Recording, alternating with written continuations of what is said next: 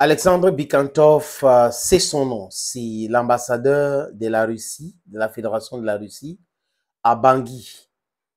Constant l'information sur cette levée d'embargo sur les armes en République centrafricaine, il a dit que c'est une très bonne chose et il compte maintenant assurer les Centrafricaines qu'il y aura une coopération fructueuse entre Moscou et Bangui dans beaucoup de secteurs, mais surtout sur le domaine militaire.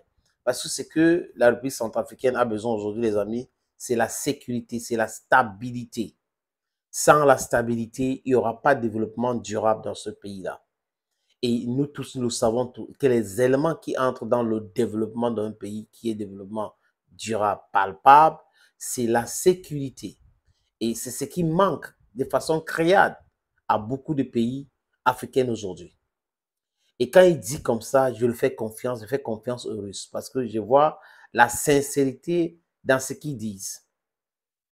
On connaît bien notre histoire, de l'esclavage à la colonisation, néocolonisation jusqu'à aujourd'hui.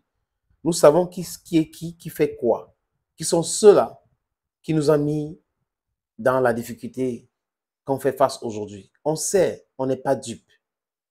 Et c'est toujours ceux qui contrôlent ces organisations internationales, créées pour le bien de tout le monde, mais confisquées par une poignée de personnes. L'Europe, les États-Unis avec les alliés comme le Canada, le Japon, la Corée du Sud et l'Australie. Si on regarde bien la configuration de ce pays et l'histoire derrière ce pays-là, on va comprendre pourquoi. Donc nous, en tant qu'Africains aujourd'hui, nous devons nous réjouir d'avoir des vrais partenaires pour notre émancipation. Ce que manque en Afrique aujourd'hui, c'est l'indépendance énergétique, donc l'énergie électrique. C'est l'indépendance éducationnelle parce que le système éducatif est pourri. On part à l'école, on apprend des choses qui sont inutiles pour nous. On est en train de former des robots qui sortent de l'école. Des gens à qui on a dit 1 plus 1 égale 2, ils viennent répercuter 1 plus 1 égale 2. On est en train de former des gens qui croient et pas des gens qui utilisent leur cerveau. La croyance, ça part dans l'église, la religion, qui est une création humaine. Et là, comme l'émotion est nègre, les Occidentaux surfent sur cela pour pouvoir nous maintenir dans la souffrance en se disant, oui, il y a un Dieu quelque part qui va nous sauver, il faut croire ce Dieu-là demain et tout.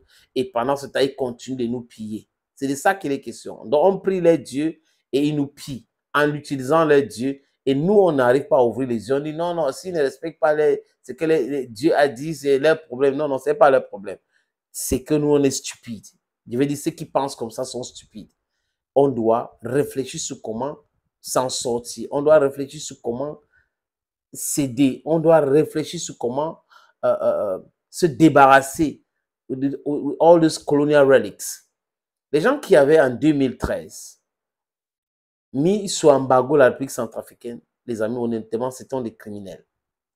Un pays est attaqué et le gouvernement de ce pays n'a pas le droit d'avoir les armes pour se défendre.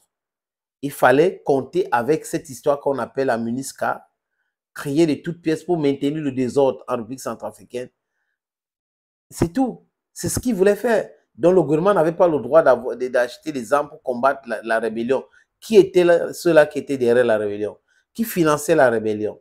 Avec l'argent de quoi ils donnaient les armes et tout ça à la rébellion. Donc, on connaît comment ça se passe, les amis. Des aérodromes dans les villages où les hélicoptères venaient là-bas pour prendre le diamant et d'autres matériels importants pour l'industrie, cheminer vers un pays où il y a un aéroport et l'avion va prendre pour amener dans leur pays. Et pendant ce temps, les Centrafricains mouraient. Pendant ce temps, le pays allait très mal. On devait créer les éléments de division entre le peuple. Anti-Balaka ici, Balakalaba et tout cela. Il faut se battre. Quartier musulman contre un quartier chrétien. Et tout cela, les amis, c'est une création occidentale. La religion, c'est une création. Et ils utilisaient la religion pour nous diviser avec.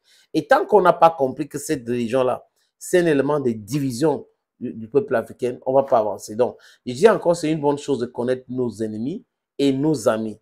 Et honnêtement, nos amis sont des Russes, sont des Chinois.